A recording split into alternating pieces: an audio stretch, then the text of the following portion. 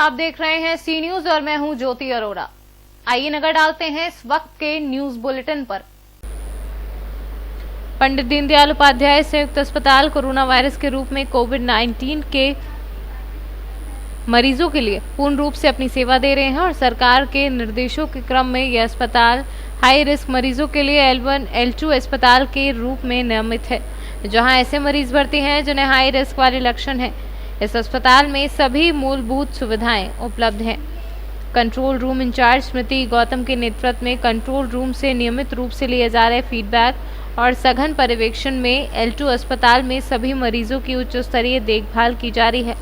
अस्पताल में साफ सफाई, मरीजों का स्वास्थ्य परीक्षण, समय से भोजन व नाश्ता तथा शाम की चाय नियमित रूप से मरीजों को उपलब्ध कराई जा रही है। यहाँ की साफ सफाई कैसी है? बहुत बढ़िया। और बाकी व्यवस्थाएं सब खाना कैसी? पीना सब बढ़िया।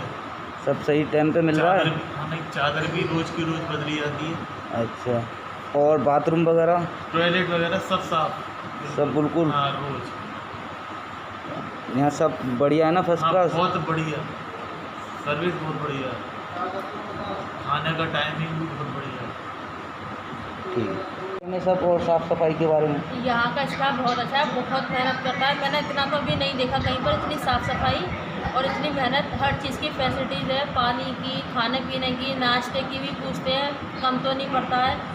हम लोगों से पूछा जाता है, बच्चे के और बच्चे के दूध के बारे में ही पूछा, दे भी दिया हमें दूध बच्चे का, किसी तरह की कोई परेशानी नहीं है। बाथरूम वगैरह सब साफ सब मिलते हैं? एकदम क्लीन। रात रात भर मतलब पोंछे का तो कोई गिनती नहीं है, कितनी बार पोंछा लगता है यहाँ पे। जब भी गंदा होता है तुरंत पोंछा लगा देते हैं।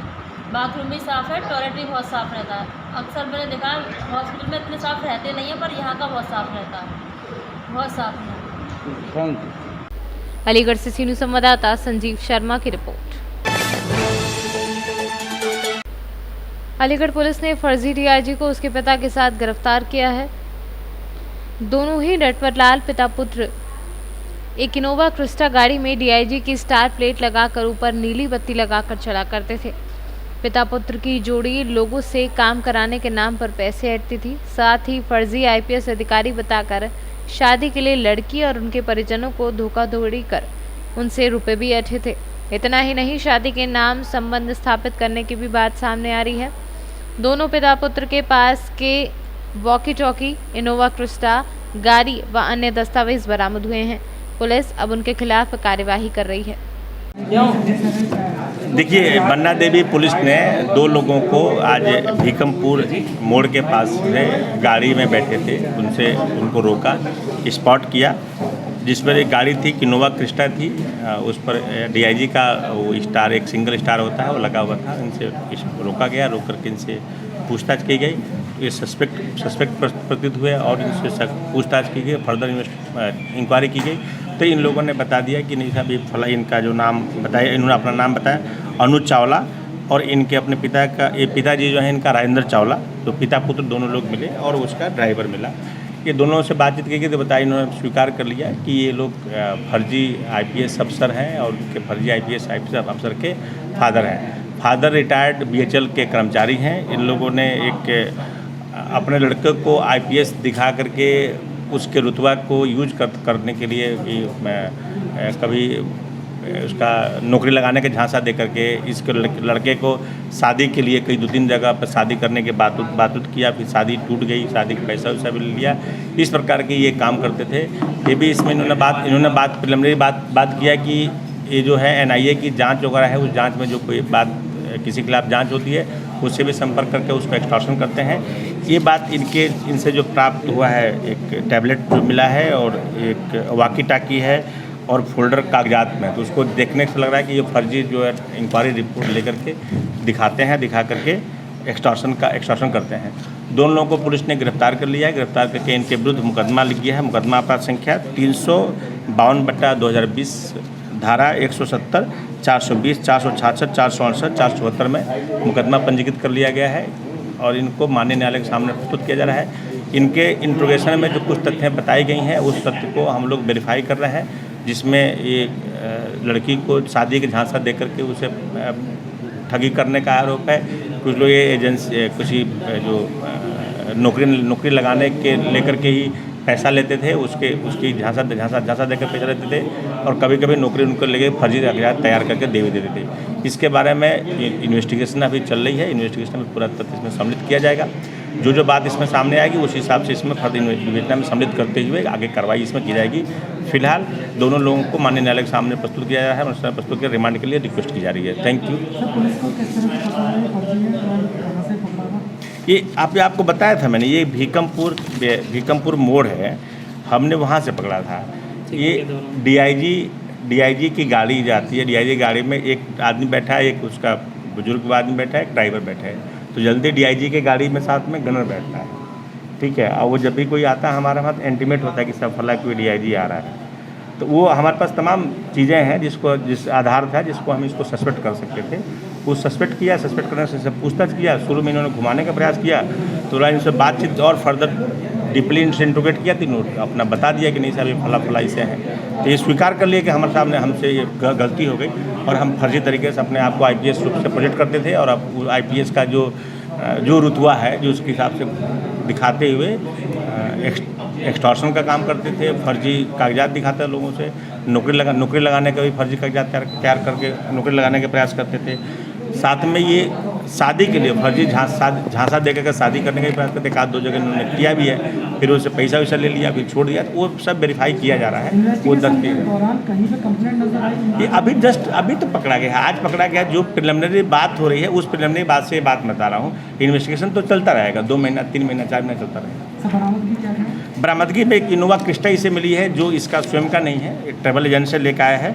एक टैबलेट पैड है और 2 अदद वाकी टाकी है और एक फोल्डर में कागजात के है, ठीक है ना। तो यदि कोई लैपटॉप और मोबाइल में क्या कोई कनेक्टिविटी नंबर मिले, किसी अधिकारी से कनेक्टिविटी हो? जानकारी की जा रही है उसमें, वेरीफाई करा, किसी बड़े अधिकारी से कनेक्टिविटी हो? अभी जानकारी की जा रही है उसमें।